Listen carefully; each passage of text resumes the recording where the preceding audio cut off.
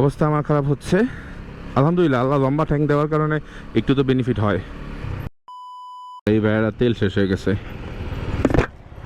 ভাইয়া আসসালামু আলাইকুম, তেল শেষ হয়ে গেছে?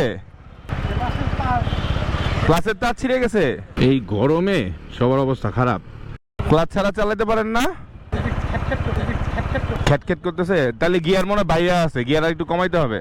চলেন আপনাকে ঠেলে দিতেছি আমি। রানিং দেন, একটু রানিং দেন। এই গরমে ঠেলতে ঠেলতে আপনি স্ট্রোক করবেন। আমি একটু সেকেন্ড গিয়ারে নিয়ে নেই। রানিং রোড, আল্লাহ মাফ করুক। ভাইয়া কিন্তু আমার পরিচিত না, আননোন মানুষ। কারণ এরকম একটা বিপদে রাস্তায় আমিও পড়তে পারি, তাই আমি মনে করি হেল্প করা উচিত। তো আমার একটু কষ্ট হইতেছে, বাট কম কষ্ট হইতেছে, কারণ আমার সাথে তো আরেকটা বাইক আছে। আসলে বাইকাররা এই ধরনের হেল্প করে থাকে। অবশ্য আরেকটা ব্যাপার আছে, ভাইয়া যে ক্লাচ ছিঁড়ছে না, আমি কিন্তু ক্লাচ ছাড়া চালাতে পারি। আমি যদি ভাইয়ারে বলি যে আপনি আমারটা চালান, আমি আপনারটা চালাই, ভাইয়া হয়তো ভাববো যে দেখো আরেক নতুন কোনো ধাপ্পাবাজের কাছে পড়লাম কিনা। এই কারণে আসলে আর এই অফারটা দেই নাই।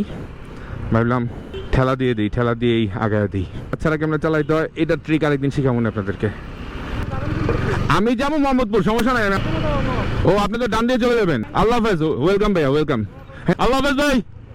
আর হ্যাঁ, আপনার যদি এরকম কোনো বাইক ঠেলার অভিজ্ঞতা থাকে অবশ্যই কমেন্টে জানাতে ভুলবেন না।